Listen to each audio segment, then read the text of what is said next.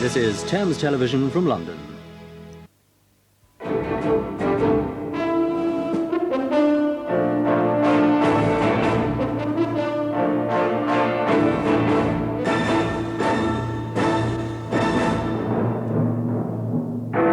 Soviet democracy puts up the only defences it has. The rally behind Mr. Yeltsin, some tanks have joined him. He tells the soldiers, oppose this darkness. The new man, Mr. Yanayev, takes over, says he's a reformer. Mr. Major says Europe must now reply together. Good evening. Red Army tanks and troops are on the streets of Moscow and other Soviet cities tonight. The army seems to be supporting the communist coup which overthrew Mr. Gorbachev early today. There are divisions. Mr. Boris Yeltsin, who seems to have tanks in his support tonight, has appealed to both the army and the unions to resist the coup. The new acting president, Mr. Gennady Yanayev, who was Mr. Gorbachev's deputy, said tonight he'd continue Mr. Gorbachev's political and economic reforms. Mr. Yanayev is part of an 8-man state emergency committee of hardline military, police and KGB chiefs. They say they're in charge for the next 6 months. Here, Mr. Major called it tonight a straightforward, old-fashioned coup. Mr. Yeltsin, the elected leader of the Russian Republic, has opposed the coup. He's ordered all the soldiers and the KGB officers in Russia to do the same. Mr. Major and President Bush both said the overthrow had been unconstitutional. Britain has suspended aid to the Soviet Union. Europe should follow suit tomorrow. Mr. Gorbachev is reported to have been arrested at his holiday home in the Crimea. Officially, he's unwell and resting. The announcement that Mr. Gorbachev was being replaced came just after 6 o'clock this morning, Moscow time. He was due back in Moscow today, ready for the new Union Treaty to be signed by the republics tomorrow. That's now postponed. In breakaway Lithuania, crowds gathered to protect the Parliament building in Vilnius from Red Army troops. Troop movements have also been reported in Latvia and Estonia. A state of emergency has been declared in Leningrad, where the mayor is reported to have been arrested, and Moscow. In Moscow, 10 Russian tanks are guarding the Russian Parliament building known as the White House. So are hundreds of people chanting Mr. Yeltsin's name. Russians have blocked one of the main streets into the city, Kalinin Avenue. Paratroopers have surrounded the radical Moscow City Council building. They seized the city's main telephone exchange and communications tower.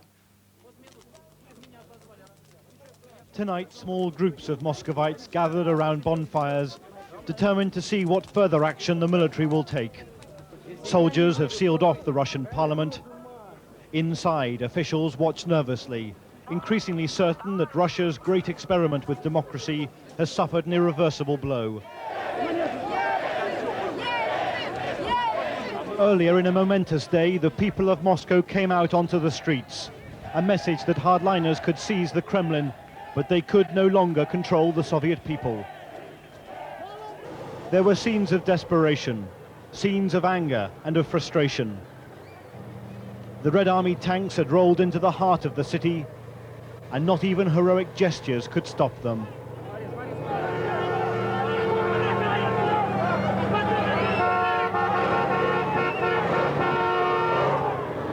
Workers and shoppers quickly surrounded the security forces,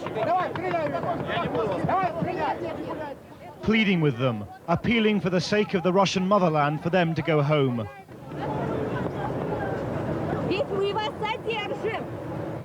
Some even tried grappling with the tank crews. But it was an act of futility, an act of people bewildered, not violent. Even attempts to block the driver's vision failed.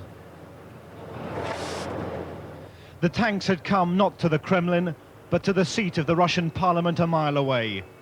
There was a reason for this, for inside the building was the one man who has the popular appeal that might yet reverse this right-wing coup d'etat. Boris Yeltsin is the hero of Moscow, the hero of the reformers, and this was his moment to denounce the military action. With Gorbachev reportedly under house arrest in the Crimea, an awesome responsibility has now fallen on Yeltsin. Standing on a tank, he told people that the coup had been unconstitutional, and he called for a general strike to begin immediately.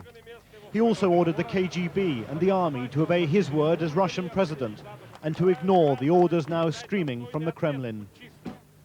Throughout Moscow, people are taking their own actions to protest. But the question of how the workers in other Soviet cities will react over the coming days is assuming critical importance.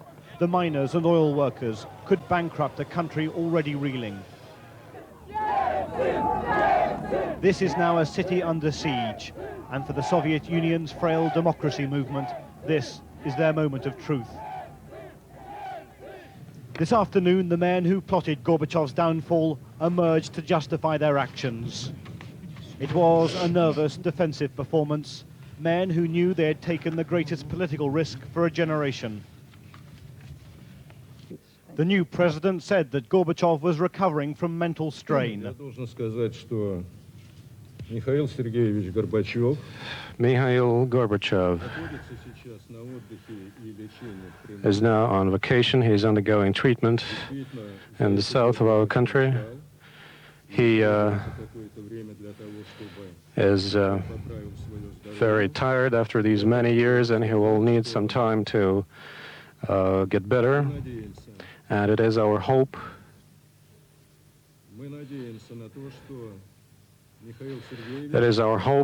that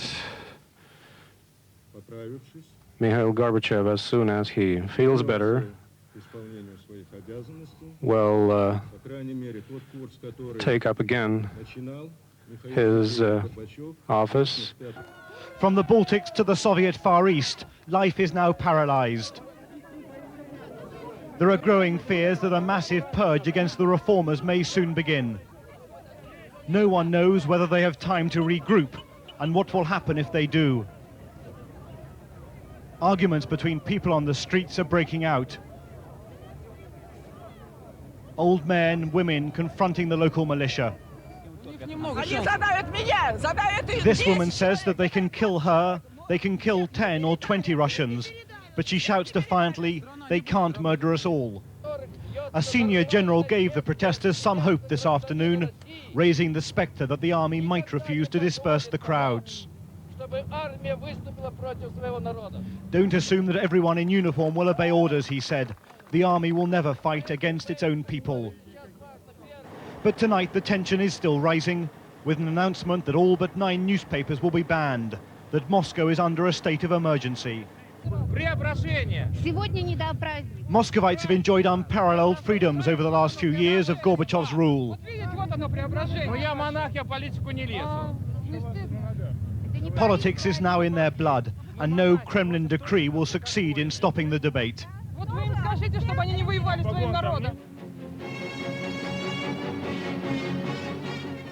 But on Soviet television news tonight, a hint of how deep the reversal is. The report on today's events contained no hint of criticism. It was like broadcasts from the Brezhnev era. The timing of the coup was no coincidence. Tomorrow, the Kremlin was due to sign an historic union treaty that would have redistributed much of Gorbachev's power to the individual republics. It was too much for the hardliners to bear. Gennady Yanayev seems to have been the puppet. His reputation is as a hardliner, a grey man. This was Gorbachev's era, for many of the men he promoted have now turned round and supported his arrest. Among the conspirators, Dmitry Yazov, the defense minister, the KGB boss, Vladimir Khrushchev, even his own Prime Minister, Valentin Pavlov, all have deserted Gorbachev when he needed them most. In the last hour, Boris Yeltsin, now a virtual prisoner inside the Russian parliament, spoke out against the new leaders. It's a straightforward coup, he said, by the former Prime Minister, Interior Minister and others. And he concluded, according to the Russian code, they're all criminals. Tonight then, the two great movements in Soviet society, the reformers and the hardliners, are locked in a bitter battle for survival. With Gorbachev silenced and Moscow isolated, it seems that the military have overwhelmed, but not yet crushed, democracy. Robert Moore, News at 10, Moscow. The new ruling Soviet committee members, all of them Gorbachev men until today, said they were adopting decisive measures to stop Soviet society from sliding into national catastrophe. To do so, they were imposing a state of emergency and establishing an all-powerful committee to run the country. It was Boris Yeltsin who tried to keep Gorbachev moving along the path to perestroika, always pushing him to move faster and farther in his reforms. And today it was Yeltsin who was the first to stand up and be counted in the dangerous hours that followed the coup. Throughout the day, tens of thousands in Moscow answered his call, placing themselves behind Yeltsin and in direct opposition to the new Soviet order. But can they survive? If the coalfields tomorrow come out in favour of Yeltsin, and if the day after, on Wednesday, the Supreme Soviet of the Russian Parliament supports him, then Yeltsin can survive. But they may not let him get that far, and if those two conditions are not met, then his future looks very tacky in the short term. On May Day, Mikhail Gorbachev was made embarrassingly aware of the people's growing mistrust over the pace of perestroika and the economic chaos under which they were forced to live. The plotters of today's coup will hope to carry a sizable section of this disaffected community with them. As President Gorbachev left for the G7 talks, the alliance ranged against him was already in place. Men who controlled the three levers of power in the Soviet Union, the Red Army, the KGB, and the Interior Ministry. And these are some of the old faces of this new order. The KGB chairman, V.A. Khrushchev, extreme hardliner, controls the Secret Service. D.T. Yazov, the defense minister, represents upper army ranks. The Interior Minister is P.K. Puga, chief of the Soviet police force, and V.S. Pavlov, who heads the Soviet government. Publisher Robert Maxwell has recently returned from Moscow and has met the so-called New Guard. What these people are against is political and economic chaos. And if the Soviet people, by vast majority, will agree with that, then they may be given a chance. But in my opinion, they will come up against the problems of the Soviet Union, that if you want to run a major country, scientifically and technologically based, then you've got to give people freedom, you've got to give them incentives. Today, the acting president, Gennady Yanayev, pledged to continue political and economic reform by improving the lot of the common people, dealing with housing problems, lowering food prices, and abolishing the black market. They can empty the food stores, they can put more into the shops, they can sell more vodka, in other words, a little bit of circuses and bread. But beyond that, they've got to resolve the problems. There's nothing in their manifesto that says that they can do that in the long term.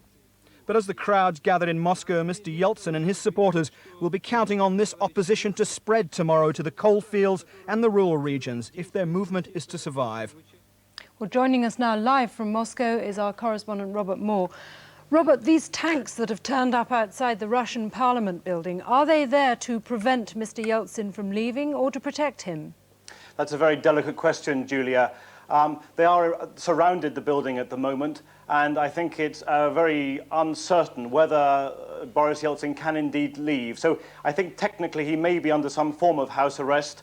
Of course, if they take the coup to its logical conclusion, the leaders must arrest him, really, because he can mobilize massive opposition to the coup leaders. So I think he is a very dangerous man to have loose in Moscow at the moment.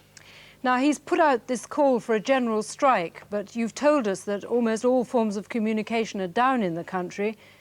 Does that mean the strike call is likely to be answered? Well, I think it will be answered, but I think it'll take some time before we know in Moscow exactly the outcome. There are massive industrial cities throughout the Urals. There's the question mark about how the Transcaucasian republics, the Central Asian republics, the Baltic republics, how will they respond to this strike call? And I think it'll be at least 24 or even 48 hours before we know exactly how they have responded. But it is a critical question because Boris Yeltsin is the one man now in the Soviet Union who holds any moral authority. And what about the rest of the Soviet Union away from Moscow and Leningrad? Any signs of protest or resistance there? Yes, the latest information we're getting tonight is that the situation in the Latvian capital Riga is extremely tense. I understand that KGB units have stormed both the TV and radio station in Riga.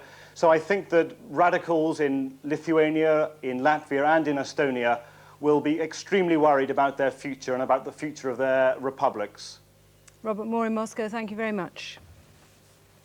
Here, Mr. Major has frozen £50 million of the British know-how fund for the Soviet Union.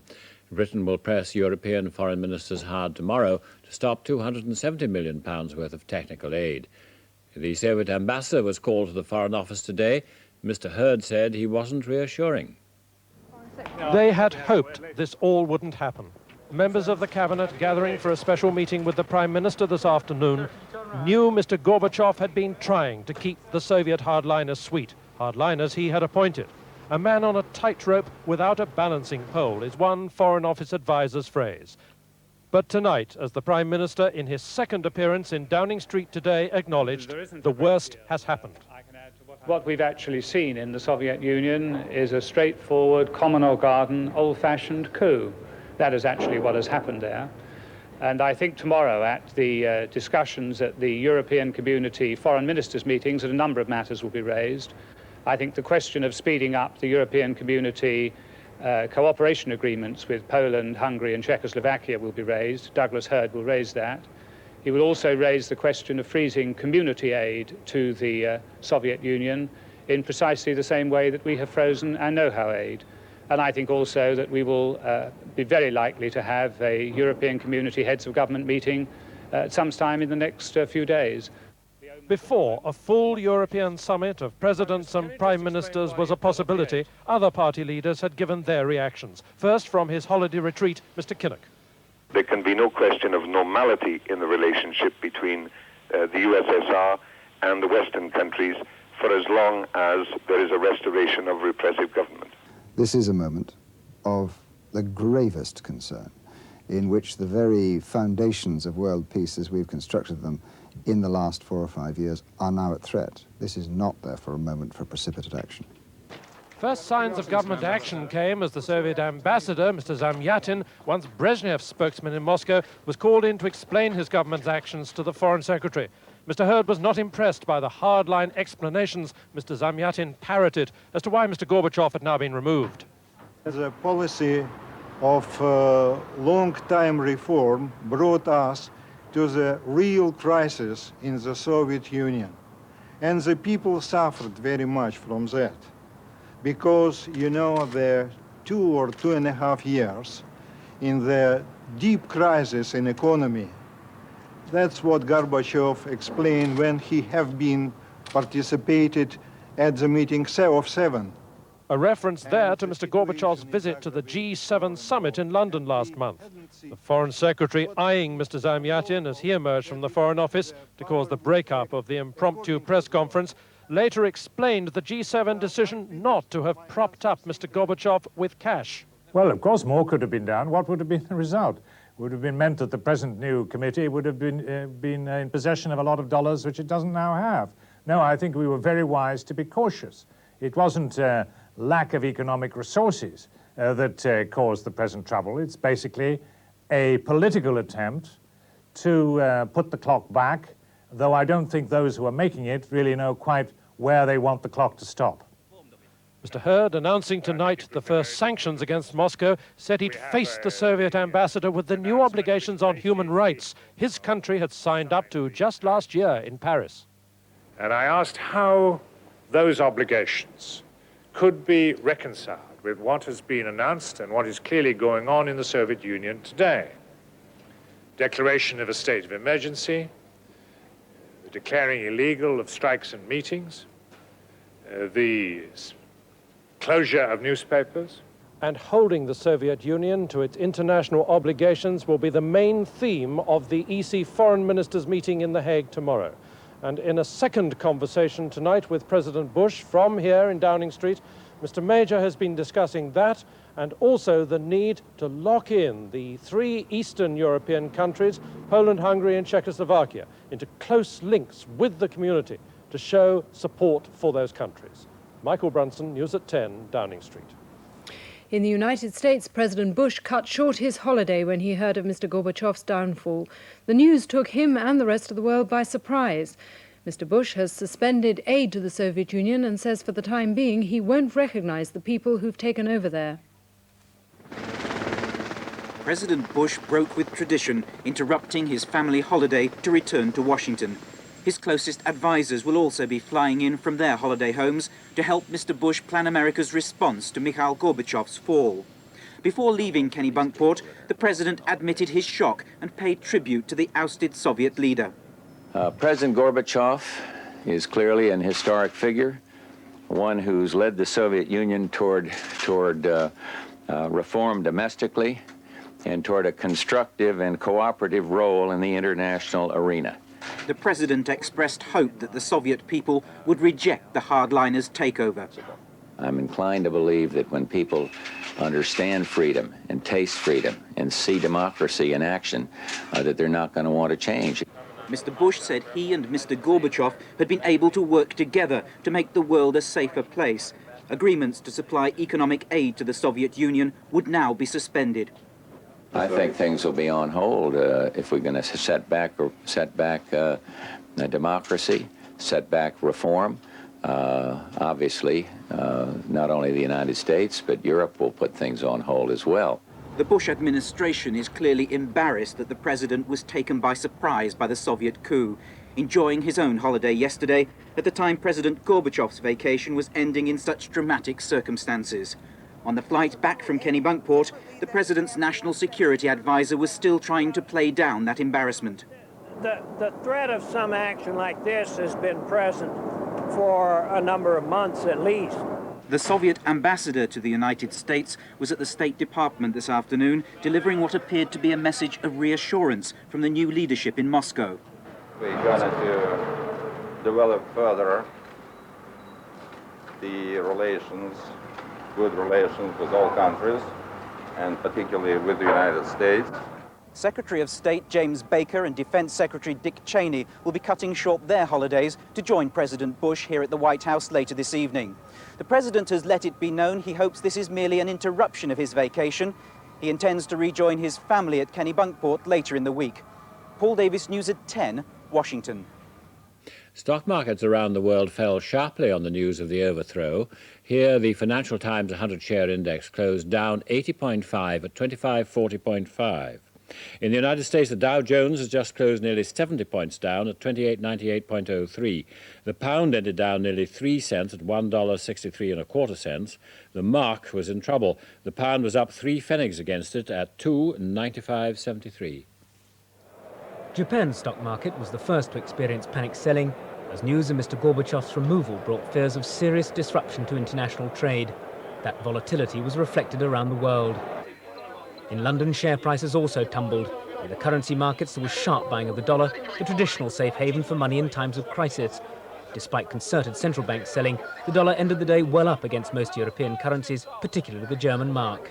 There are already some economic problems manifesting themselves in Germany in terms of inflation and the budget deficit, and this is just one more knock for the stock market to take over there. Germany's share prices and currency took the heaviest battering because of its close ties with the Soviet economy. Though one advantage for Britain is that a weaker Deutschmark will ease the pressure on sterling and may allow an earlier cut in British interest rates. Here, British companies doing business with the Soviet Union, like this Scottish oil company, take a more relaxed view of the crisis. They're confident the new regime will still need Western expertise to modernize its economy. The Soviet energy scene is in something of a mess, and I think we can play a small part in doing something about it. Our view is steady as you go. Others, aware of the risks of instability in the Soviet bloc, have already minimized their exposure. All companies, I think, trading with all of the former Eastern European countries are using their Western commercial experience to evaluate risks very, very carefully. We have done the same. Therefore, our exposure to great loss is virtually non-existent. But as the New York Stock Exchange followed the wave of heavy selling this evening, it's clear that while uncertainty persists, so will downward pressure on share prices. President Mitterrand told the world tonight he's had a surprising letter from the new Soviet acting president. Mr. Yanayev insists the reforms go on. A report next.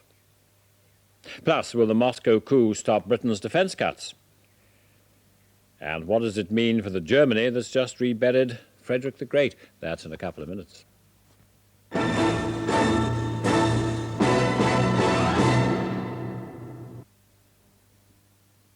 Just look at all that ground-in grime. I can't see anything shifting that. Don't tell me. These stubborn stains are impossible. Sorry, love. This grease, it hasn't budged. It just never gets deep down clean, does it? Typical. They've never heard of Shell Advanced Petrol. Yeah. It's got special detergents that actually clean your engine while you're driving. Exactly. And if you use it regular, it can improve your car's performance. You think they'd know that? Of course you would. Right, see you next week, lads. Do you know where this goes? Shell Advanced Petrol cleans your engine as you drive. My husband says I drink too much coffee. He thinks I should cut down on caffeine. Relax, darling, lighten up. So I started drinking Café Hag. The only thing it hasn't got is caffeine. Must go, darling. And you know, I do notice the difference. Bye. Like just now, he's off again to the garden centre. Do I fret and fuss? I do not. I just go right back to snipping and pruning. I'm totally relaxed. Café Hag. When coffee tastes this good, who needs caffeine? Anyway, I was in the post office when she comes in, picking up a HGV licence application. Not for him with an articulate lorry. And the Pack-a-Mac and the sideboards. All I'll say is he was in the post office opening a joint national savings account Tuesday last. Ooh, I thought there'd never be more than one slice in his toaster. Don't look. Him on the 73. He was in for a bus pass and a look at the electoral register. And I think we all know whose particulars he's been taking down. He never is. And then you, Nigel. He comes in the post office to get some photos enveloped. Fancy. Apparently he's got one of those paranoid cameras.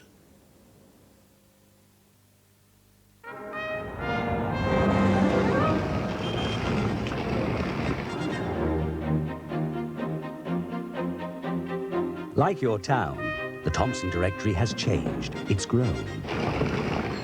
So, when you want a wedding card, or a photographer, a florist, a printer, a caterer, or a second mortgage, all businesses are now listed alphabetically, as well as under their business headings. Every listing now includes the dialing code. I can't seem to find you. Oh, yeah.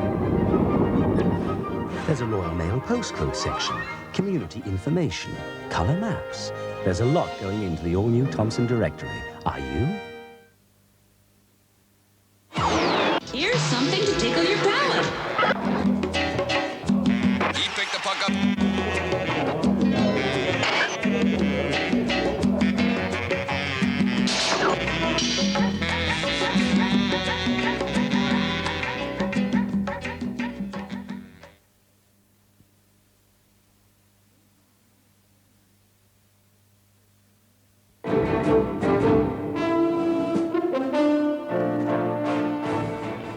European Community foreign ministers are on their way to The Hague for an emergency meeting to discuss future relations with the Soviet Union.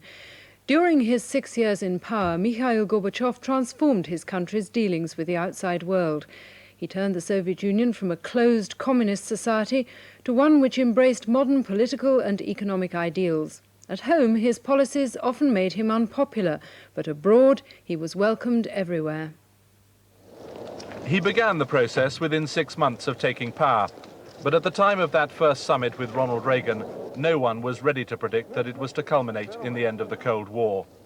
The new men in the Kremlin have tried to reassure the West that they don't intend to turn back, but in Europe and Washington that's treated with skepticism. The Foreign Secretary called in the Soviet ambassador this afternoon. I said to Mr. Zamyatin that I'd asked him to come and see me because of the very deep anxiety which we felt in Britain about what had been happening in the Soviet Union, what was happening hour by hour. Our concern was, first of all, that the Soviet Union should keep its international commitments. One sign of the way the world changed with Gorbachev, the end of regional conflicts between the superpowers. The decision to pull the troops out of Afghanistan was the turning point. When the Soviets gave up what was, in effect, an old-fashioned colonial war, the heat went out of superpower rivalry across the globe. It seems unlikely that the new regime has either the will or the money to revive it. But arms control was the focus of attention for a world that still lived with the fear of nuclear war. In Washington in 1987, Mikhail Gorbachev showed he was willing to do more than talk about the arms race. He signed a treaty on intermediate-range nuclear weapons. Most of those have been dismantled, both sides fulfilling their commitments. But the START treaty, covering long-range nuclear weapons, just signed, has yet to be ratified by legislators in either Moscow or Washington. The process of destroying the weapons has not begun and will take years to achieve. Mr. Gorbachev's willingness to give up Soviet control over Eastern Europe earned him particular praise in the West. The collapse of the Berlin Wall was the most powerful symbol, but there were revolutions from the Baltic to the Black Sea. Soviet troops were not ordered to shore up the dying communist regimes. Instead, they began to pack up and head home. There are still some left, notably in Germany and Poland, but enough to rebuild the Soviet empire? Probably not. But the current Soviet-American initiative, the search for peace in the Middle East, must now be in jeopardy. The Gulf crisis had shown James Baker the power of the alliance to influence events in the Middle East. He and his Soviet counterpart had begun preparing for a Middle East peace conference in October. That may no longer be a priority in Moscow. There's talk tonight, particularly from the French, of a full summit of European heads of government. But the EC has just received a sharp reminder of the limits of its power. EC efforts to influence events in Yugoslavia came to little. The crisis in the Soviet Union is of an altogether greater order. Edward STOURTON, News at 10 at ITN headquarters. A row is developing over whether the government should go ahead with its planned cuts in the armed forces, now that there's a new finger on the trigger in Moscow. Mr. Major says there's no need to halt the Options for Change review, as it's called. Others, including the former Prime Minister, Mrs. Margaret Thatcher, say it should be suspended immediately. 40,000 British soldiers are due to lose their jobs under the government's cuts. Last week, MPs warned that money saving could be driving the changes rather than political reality. Today, support for a rethink came from former Prime Minister Mrs. Thatcher. Those cuts which were going to be implemented should not be implemented now. We must pause to see what happens. Moscow says it will complete the withdrawal of its soldiers from Europe, the process that has made arms cuts possible. They also say they'll stick to existing arms agreements. In Germany, 270,000 troops are still to go, 50,000 from Poland, all by 1994. The 65,000 in Hungary are already out, 70,000 gone from Czechoslovakia. Pegged to their departure, the cutting by half of Britain's 50,000-strong Rhine army. Defence Secretary Tom King says Britain's force reductions will proceed. Our changes take place over the next 3 to 4 years. During that time, the Soviet Union will be due to have withdrawn all the remaining forces that it has, already out of Czechoslovakia and Hungary, as I said, out of Poland in 2 years' time, finish their withdrawal out of Germany in the year after that. And we shall watch, as we make our reductions, that they are carrying forward their plans as well. In Brussels today, NATO ambassadors warned the Soviet Union of serious consequences if it abandoned reform, but there'll be no rush to a change of strategy. They've got time in which to think before they rethink, because few of the defence cuts which have recently been planned need to be implemented for at least a year, and some not for 3 or 4 years. So no immediate decisions have to be taken. So whilst they'll be considering, certainly, worst-case scenarios, they won't have to do anything yet. Within the British military, however, the Soviet crisis may well provoke new demands that the cuts to the forces should not be so deep. The German Chancellor Helmut Kohl has warned the Kremlin's new leadership that it must carry on with Mr. Gorbachev's reforms or lose any further German aid. Mr. Gorbachev is still idolized by many Germans who believe he made German unity possible. There are still more than 250,000 Red Army troops in East Germany. Germans from East and West Berlin tonight marched in sombre protest through the Brandenburg Gate, the symbol of their newfound unity. The apparent demise of the man who helped make reunification possible had shocked the German people. On the Soviet embassy wall, they'd pasted up Mikhail Gorbachev's portrait. Germans had always been his most ardent Western supporters. In response to his easing of controls in the Eastern Bloc, the Bonn government had already pledged over £10 billion in aid to the Soviet Union. Now that relationship was under threat. Like most Berliners, this man was horrified. We have a lot to thank Gorbachev for. Maybe we should have given him more help. So we're very, very angry and very sad about the situation. I thought that it will be okay, that there will be building a democratic state, and now there is military. Germans are well aware that nearly 300,000 Soviet troops are still based on their soil. Today, the Red Army soldiers were confined to their barracks in and around Berlin. In a statement from their headquarters here, the Soviet military command said the withdrawal of troops from East Germany would continue as planned. But it's known Moscow hardliners were against the pullout. Now this Red Army may well be under their control, and it's bound to revive anxious memories for Germany. It was 30 years ago this week that they started building the Berlin Wall. Today, this symbol of the East-West divide has almost been demolished. But for all Germans, today's events in Moscow have once more raised the spectre of a Cold War barrier. Jeremy Thompson, News at 10, Berlin. Mr. Gorbachev's fall has been presented to the Soviet people as caused by his failures. The empty shelves that forecast the coup, a report next. Plus, Mrs. Thatcher tells the Russians, get out and stop the communists. And how the Russian families see the fall of Gorbachev. That's in a couple of minutes.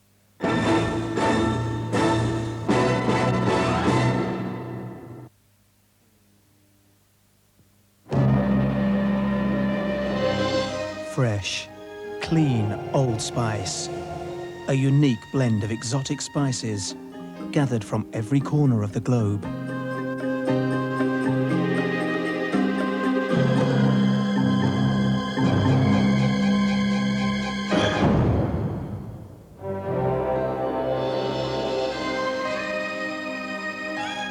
Old Spice, make your mark.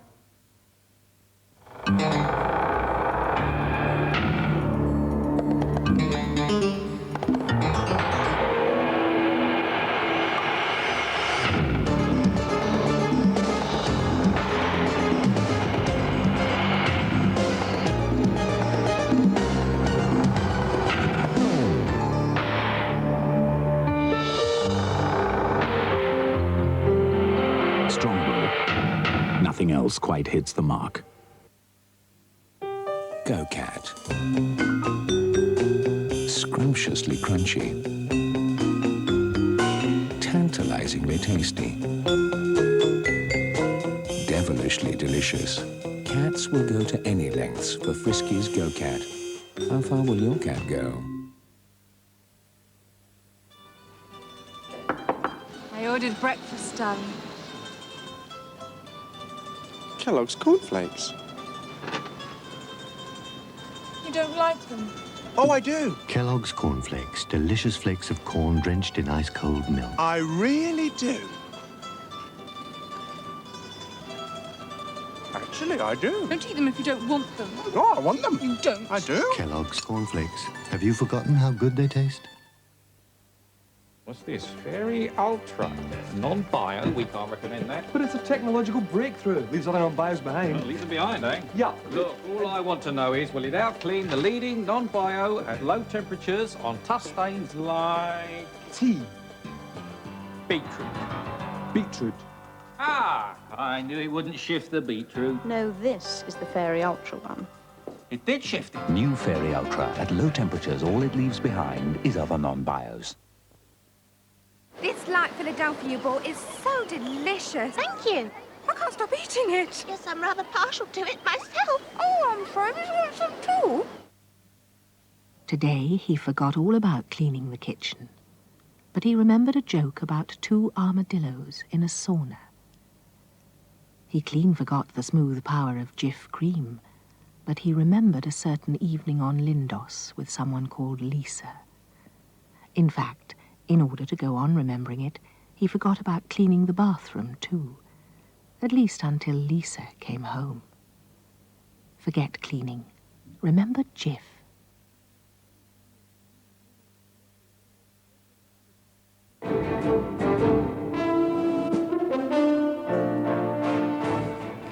The Soviet Union's new ruling committee said its overriding concerns were more food and improved living standards, two things Mr. Gorbachev's reforms hadn't delivered.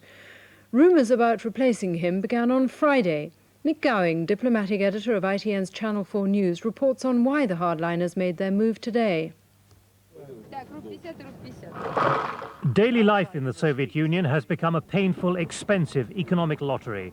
Many are forced to sell whatever they can for whatever they can get, just to secure enough rubles to pay for basics like food. Even the well-qualified have taken to the streets to supplement their inadequate wages.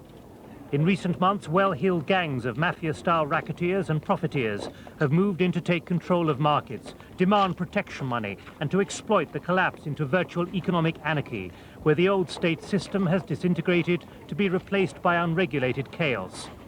This backdoor economy was outlawed under old-style communism, and the Conservatives who took control today want this failure by Gorbachev to be replaced by a new discipline, which they believe, with some reason, that many Soviets now yearn for. When he resigned last December, the former Foreign Minister Eduard Shevardnadze had predicted this conservative backlash.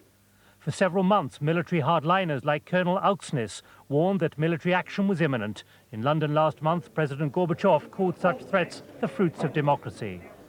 And an attempt by Prime Minister Pavlov in June to remove President Gorbachev's power over the economy was aggressively thwarted by Gorbachev himself by warning of the threat from conservatives. With the power of individual republics growing and the signing of the new Union Treaty due tomorrow, a treaty which, with tacit acceptance in the West, would weaken the Soviet Union and devolve many key powers to 9 republics, the Conservatives' window of opportunity to repeat the kind of military clampdown last tried in the Baltics in January was fast closing. The 3 Baltic states, as well as Armenia, as well as Georgia, would have been outside the Soviet Union, and that was something that the hardliners in the government, in the KGB, in the military, were simply not going to allow to happen. Add to this a military high command alarmed by the new Strategic Arms Treaty, the concessions Gorbachev forced them to make, and the hardware other treaties forced them to destroy, plus the performance of American weaponry in the Gulf, and the failure of Soviet weaponry to match it, and the ignominious withdrawals from Eastern Europe and Afghanistan. So the hardline alliance of disillusionment with Gorbachev was complete, the military reinforcing the KGB's neo-Stalinist security system, which even through the years of glasnost and perestroika has remained firmly in place and intact. Or they'll have a much higher profile, and they'll be a good deal bolder, because they clearly will feel that their actions are now sanctioned by those who exercise authority. A key question tonight is the likely political and military reliability of Red Army troops like this Guards division based near Moscow. During a visit by ITN 3 weeks ago, the base commander told me his troops were now non-political, no longer representing the interests of the Communist Party, but those of the state. At the same time, his conscripts were engaged in live firing practice, but many Western analysts have growing doubts about the willingness of many troops to obey an order to fire on fellow Soviet citizens. Here, the former Prime Minister, Mrs. Margaret Thatcher, said she hoped the Soviet people would now throw their support behind Mr. Boris Yeltsin. ITN's political editor, Michael Brunson, asked Mrs. Thatcher if she'd expected Mr. Gorbachev to go in this way. No, I didn't think it would come to this, but please don't speak of Mr. Gorbachev as if he were in the past. He may still have a role to play, and a very important one. 7 or 8 months ago, I was very worried because it looked as if the hardline communists were gaining the upper hand again. Then all of a sudden, the difficulties went, and Mr. Gorbachev was negotiating with the republics, which was absolutely right, and it looked as if we were getting many, many more moves to a genuine Western kind of economy. It may have been because he was so successful that those true hardline communists who want dictatorship for themselves and not power for the people moved at this time. What now should the reaction of Western countries, and above all, what should the reaction be of this country, particularly when it comes to this question of defence? This is not a time to go ahead with implementing the proposed cuts.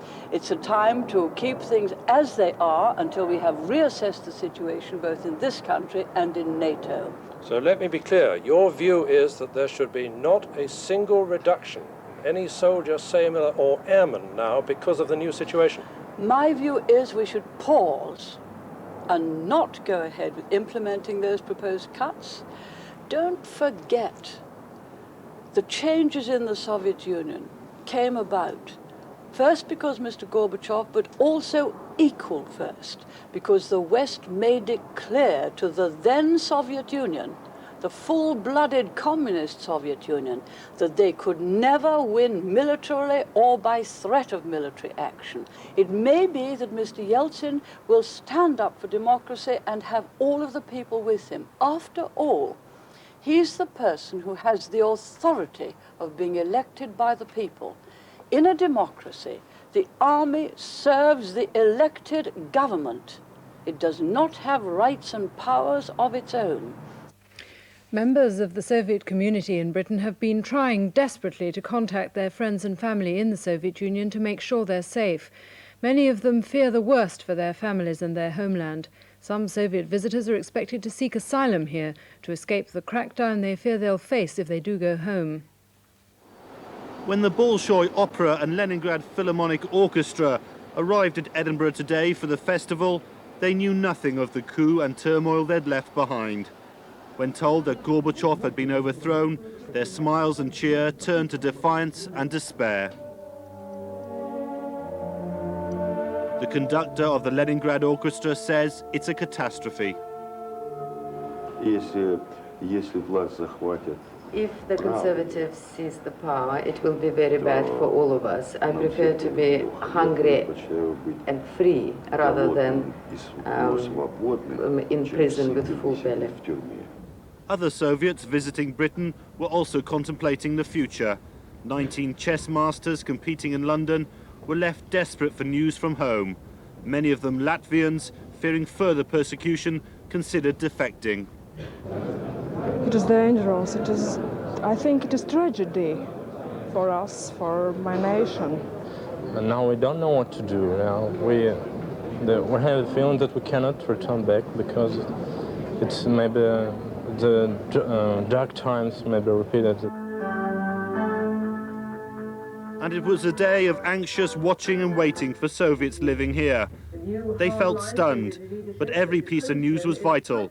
The family of Sergei Tikhonov, his sister Olga and her daughter Nina are in Leningrad, now under a state of emergency. I feel I'm half dreaming. You know, I can't believe that.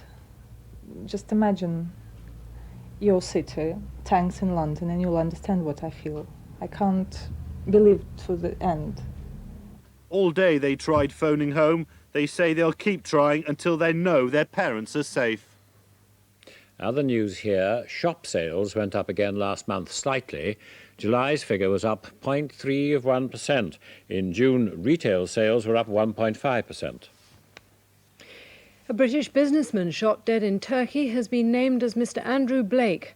Mr. Blake, who was 33 and worked for the Commercial Union Insurance Company, was attacked as he arrived at his office in Istanbul. Two different Turkish groups have claimed that they carried out the killing.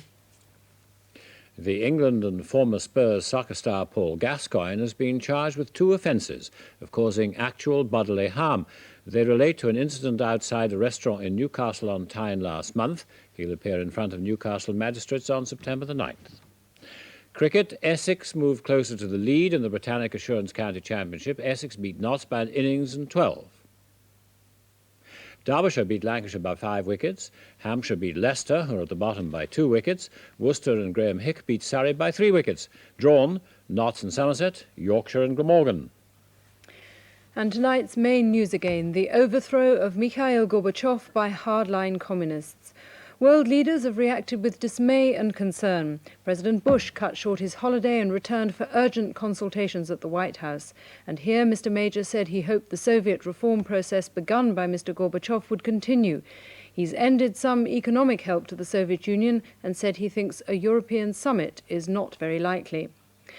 After the coup, thousands of Muscovites took to the streets to protest. They argued with troops and chanted, "Fascism shall not triumph." The Russian President Boris Yeltsin called for a general strike. He said the clouds of terror and dictatorship are gathering over the country. They must not be allowed to bring eternal night.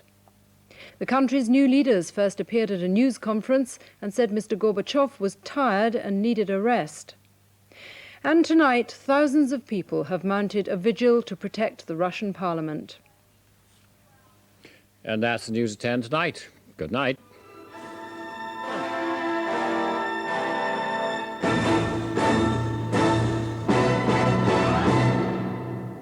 Following the ITV National Weather Forecast, there's a roundup of today's Thames news. Then at 11 o'clock, Under the Skin looks at the work of a new research unit at University College Hospital.